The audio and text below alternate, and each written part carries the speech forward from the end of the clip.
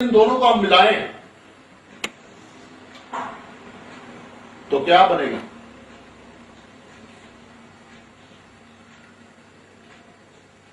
یہوہ۔ ہاللیلویا۔ تو خدا نے مرد اور عورت دونوں کو اپنی شبیہ پر خلق کیا ہے۔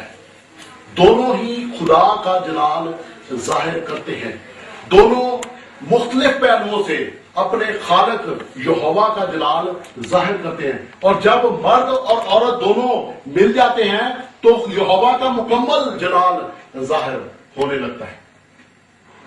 لیکن عام طور پہ ہم بڑے مختلف رائے رکھتے ہیں۔ خدا کی رائے ہم سے مختلف ہے، کیونکہ خدا کے خیالات ہمارے خیالات نہیں ہیں، اور اس کی سوچیں ہماری سوچیں نہیں، بلکہ ہمارے خیالوں اور ہماری سوچوں سے اس کی سوچیں اور اس کے خیال کہیں زیادہ بلند ہیں، کیونکہ وہ خالق ہے اور ہم مخلوق ہیں۔ اب ہم یہ سمجھتے ہیں کہ مرد تو مرد ہے، عورتیں کیا ہیں؟ عام طور پہ ہم سمجھتے ہیں کہ شاید عورتیں مرد نہیں ہیں، ایسا روحانی طور پہ عورتیں بھی مرد ہیں۔ یہ بات شاید سننے میں عجیب لگتی ہے، لیکن حقیقت میں عجیب نہیں ہے، کیونکہ دونوں میں کس کی شبیہ ہے؟ دونوں میں خدا کی شبیہ ہے، یہوہ کی شبیہ ہے۔ اس لحاظ سے روحانیت میں مرد اور عورت دونوں برابر ہیں۔ آپ اس کا ثبوت دیکھیں بائبل میں، پیدائش 5 باب اور اس کی 2 آیت، یہاں پہ لکھا ہے،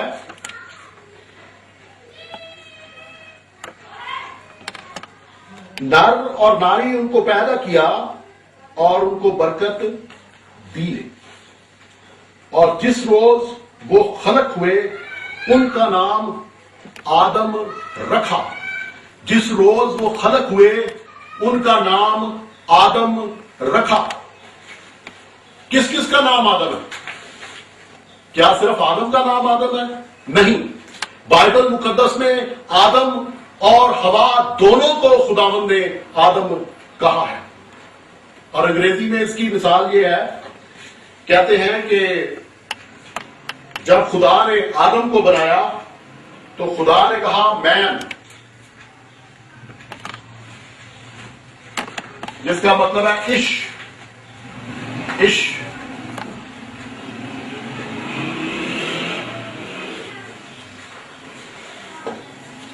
اور جب خدا نے عورت کو بنایا تو آدم نے جب عورت کو دیکھا تو آدم نے کیا کہا؟ وہ مین۔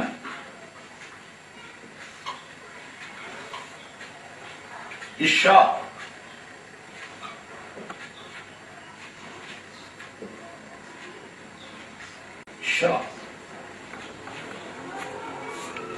تو دراصل دونوں مین ہیں، دونوں عش ہیں۔ یہ جو ہے عشا میں، یہ ہے فیمینن سفکس ہے، جو اس بات کا تعین کرتا ہے کہ یہ در حقیقت اس آدمی کی بات ہو رہی ہے جو عورت ہے۔ آدمی دونوں ہیں، آدم دونوں ہیں، ایک آدم مرد ہے، دوسرا آدم عورت ہے۔ تو اپنی فطرت کے اعتبار سے، اپنی تخلیق کے اعتبار سے مرد اور عورت اپنی روحانیت کے اعتبار سے بالکل ایک دوسرے کے برابر ہیں۔ اب تخلیق میں یہ بات آ جاتی ہے کہ ٹھیک ہے، پہلے آدم بنا اور بعد میں عورت بنی، اسے ہم کہتے ہیں ترتیب۔ اس ترتیب کو ہم غلط ملت نہیں کرنا چاہتے، ہم اس ترتیب کو قائم رکھنا چاہتے ہیں، کیونکہ خدا کا کلام اس ترتیب کو قائم رکھتا ہے۔ لیکن اس ترتیب کو قائم رکھتے ہوئے ہم یہ نہیں کرنا چاہتے کہ عورتوں کے حقوق ہم چھین لیں، ہم ان کے حقوق کو چھیننا نہیں چاہتے، اور ہم خدا کے کلام کے مطابق خدا کے کلام کی پیروی کرنا چاہتے ہیں۔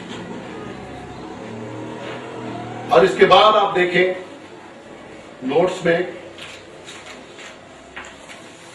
ہم اس بات کو دیکھ چکے ہیں کہ دونوں آدم ہیں اور دونوں مل کر خدا کا جلال ظاہر کرتے ہیں، اور اسی لیے خداوند حکم دیتا ہے خوشخبری دینے والیاں فوج کی فوج ہیں۔ اور اس کے ساتھ اعمال پہلا باب اور اس کی 8 آیت، آپ ذرا اعمال پہلے باب اور اس کی 8ویں آیت پہ غور کریں۔ بارہا ہم نے اس آیت مقدسہ کو پڑھا ہے، بارہا ہم نے سنا ہے، بارہا ہم نے اس پہ وائز سنے ہیں، خادمین کو، خدا کے خادموں کو بولتے ہوئے سنا اور دیکھا ہے، لیکن آپ غور کریں کیا لکھا ہے، لیکن جب روح القدس نازل ہوگا۔ پہلی بات کیا ہے؟ جب روح القدس نازل ہوگا، جب روح القدس تم پر نازل ہوگا تو تم قوت پاؤ گے۔ دوسری بات کیا ہے؟ کہ تم قوت پاؤ گے۔ اور تیسری بات کیا ہے؟ اور یروشلم اور تمام یہودیہ اور سامریہ میں بلکہ زمین کی انتہا تک میرے گواہ ہوگے۔ کہاں تک؟ زمین کی انتہا تک میرے گواہ ہوگے۔ روح القدس کس کس پر نازل ہوا ہے؟ کیا صرف شاگردوں پہ نازل ہوا خداوند یسوع کے؟ سب مسیحی لوگوں پہ خدا کا روح نازل ہوا، اور اس میں عورتیں بھی شامل ہیں۔ اب یہ آیت مقدسہ کیا کہہ رہی ہے؟ جب روح القدس تم پر نازل ہوگا تو تم قوت پاؤ گے، اور یروشلم اور تمام یہودیہ اور سامریہ میں بلکہ زمین کی انتہا تک میرے گواہ ہوگے۔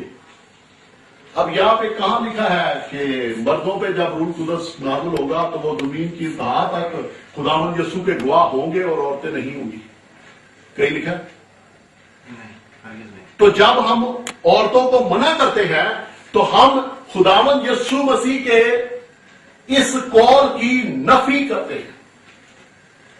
یہاں پہ ہمیں یہ امتیاز نظر نہیں آ رہا۔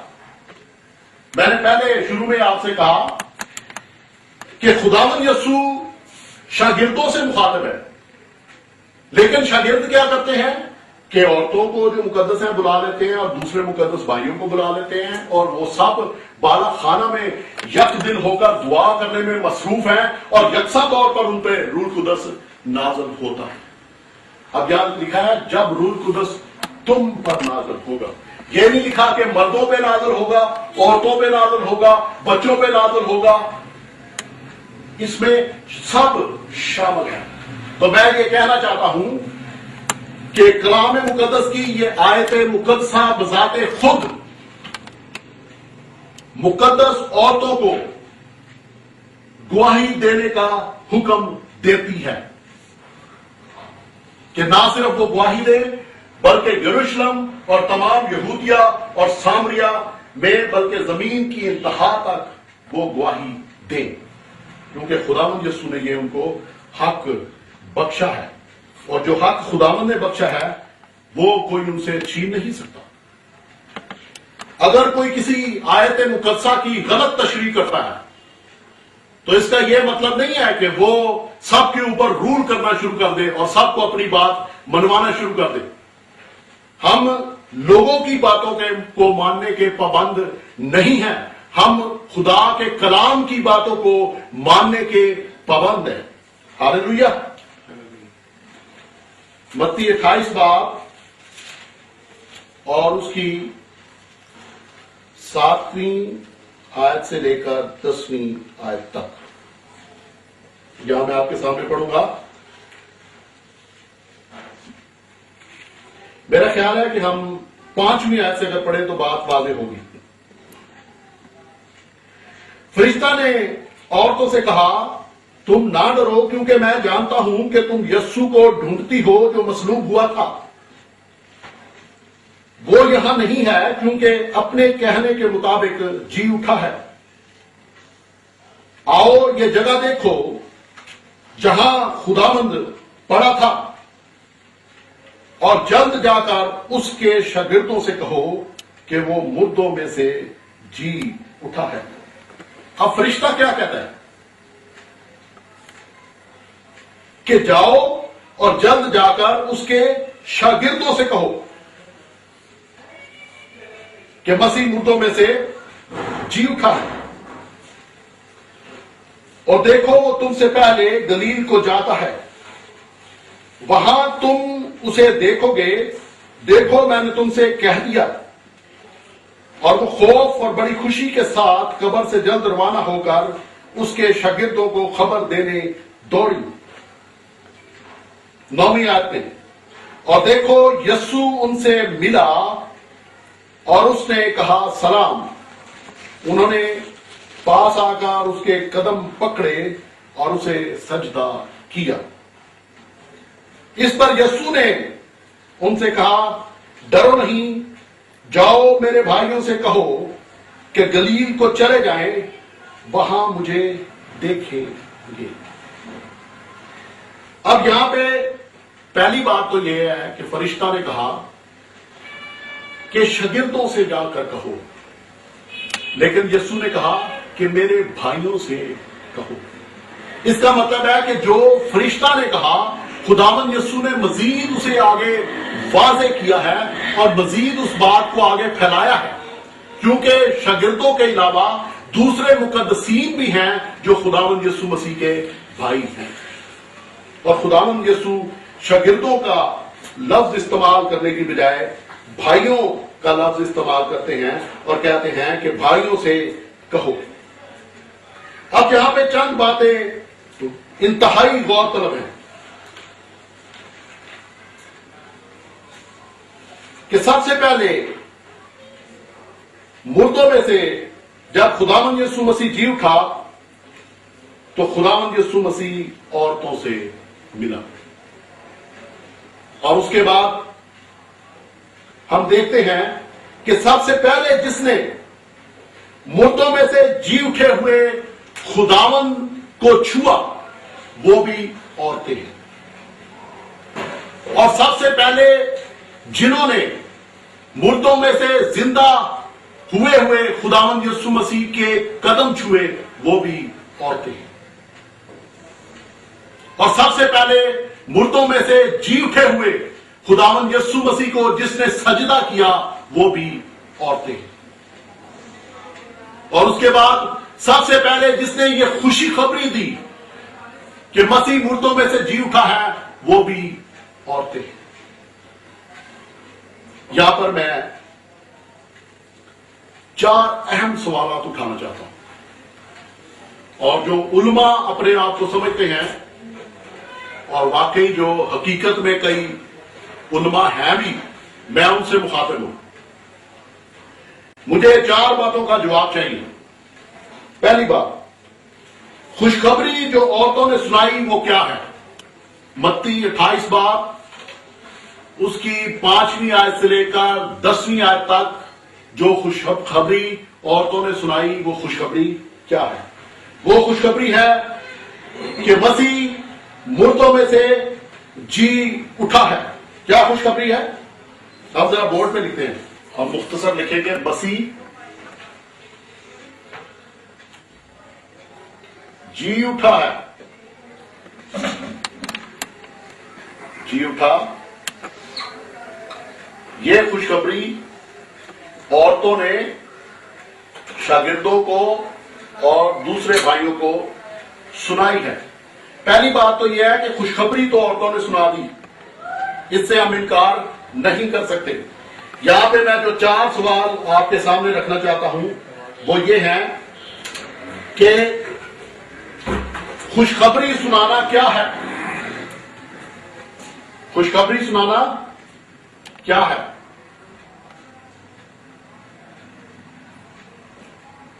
گواہی ہے۔ نمبر 2 منادی ہے۔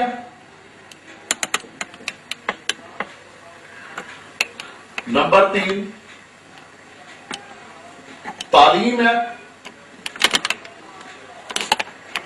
جب کوئی شخص یہ کہتا ہے، اور خاص طور پہ پہلی دفعہ کہتا ہے کسی کو جا کر، شاگردوں کو، دوسرے مقدسین کو، کہ مسیح جی اٹھا ہے، تو بے شک یہ ایک خوشخبری ہے، اور اس سے بڑی کوئی اور خوشخبری دنیا میں نہیں ہے. تو عورتیں خوشخبری سنانے والی ہیں, اس سے انکار نہیں کیا جا سکتا. اور پھر کیا جب کوئی شخص یہ کہتا ہے کہ مسیح جی اٹھا ہے تو اکیڈیمکلی کیا یہ وٹنس ہے, کیا یہ ایونجلزم ہے, کیا یہ ٹیچنگ ہے, کیا یہ پریچنگ ہے؟ میں آپ سے یہ کہوں گا کہ یہ چاروں باتیں ہیں. تو عورتوں نے ایک جملے میں یہ چاروں کام کر دیے پہلے ہی دن, جب خداوند یسوع مسیح زندہ ہونے کے بعد انہیں ملا اور خداوند یسوع مسیح نے اپنے جی اٹھنے کی خوشخبری شاگردوں کو اور بھائیوں کو سنانے کے لیے ان سے کہا. تو لہذا جو نتیجہ ہمارے سامنے خدا کے کلام کے مطابق نکلتا ہے وہ یہ ہے کہ عورتیں خوشخبری سنا سکتی ہیں, عورتیں منادی کر سکتی ہیں, اور کوئی انہیں نہیں روک سکتا, کیونکہ خدا کا کلام انہیں اس بات کی اجازت دیتا ہے. خدا کے کلام کی اور اس کے نام کی تعریف ہو. ہاللیلویا. اس کے بعد ہم آگے بڑھتے ہیں. چند اور باتیں, خاص طور پر 5 باتیں زیر غور ہیں, کیونکہ عام طور پر ہمیں جو حوالہ جات دیے جاتے ہیں نئے عہد نامے سے, ان میں پرانے سیٹ اپ کی بات کی جاتی ہے. ہم آگے چل کے ان حوالہ جات کو بھی بغور دیکھیں گے اور دیکھیں گے کہ خدا کا کلام اپنے روح کے وسیلہ سے ہم سے کیا فرماتا ہے. پہلی بات یہ ہے کہ خداوند یسوع مسیح کی قربانی ہیکل سے باہر ہوئی ہے, ہیکل کے اندر نہیں ہوئی. اور اس کے بعد دوسری بات یہ ہے کہ یسوع زندہ ہو کر اپنا خون آسمانی مقدس میں لے کر گیا ہے. اس کا حوالہ ہے عبرانیوں 9 باب اس کی 11 سے 14 آیت تک. خداوند یسوع جب زندہ ہوا تو اپنا خون زمینی ہیکل میں لے کر نہیں گیا بلکہ آسمانی مقدس میں گیا. اور تیسری بات ہے مقدس کا پردہ پھٹ گیا. پہلے یہ تھا ہیکل میں صحن تھا, اس کے بعد پاک مقام تھا, اور پھر آخر میں پاک ترین مقام تھا. پاک ترین مقام میں صرف سردار کاہن جا سکتا تھا, اس کے علاوہ کوئی اور تھا. تو ہیکل کے پاک ترین مقام کا پردہ پھٹ گیا. یہ اس بات کی علامت ہے کہ اب صرف سردار کاہن ہی نہیں بلکہ ہر اسرائیلی, ہر عبرانی پاک ترین مقام تک پہنچ سکتا ہے, اس کی وہاں تک رسائی ہے. اور اس کے بعد آگے ہم جو چوتھی بات ہے وہ دیکھتے ہیں, روح القدس سب ایمانداروں پر نازل ہوا.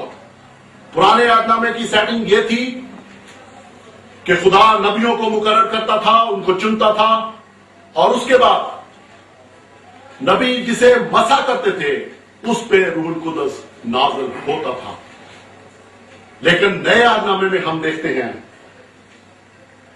کہ 120 کی جماعت پر روح القدس بلا امتیاز نازل ہوتا ہے. کوئی مسا کرنے والا نہیں ہے کہ پہلے اسے ان لوگوں کو 120 کو پہلے مسا کیا جائے اور بعد میں روح القدس نازل ہوگا. ایسی کوئی بات نہیں ہے, بلکہ ڈائریکٹ خداوند یسوع مسیح کے وسیلہ سے ان پر روح القدس نازل ہوتا ہے. اور خداوند یسوع مسیح روح القدس کا بپتسمہ خود دیتا ہے ہر ایک مقدس اور ایماندار کو, چاہے وہ عورت ہو, مرد ہو یا بچہ ہو.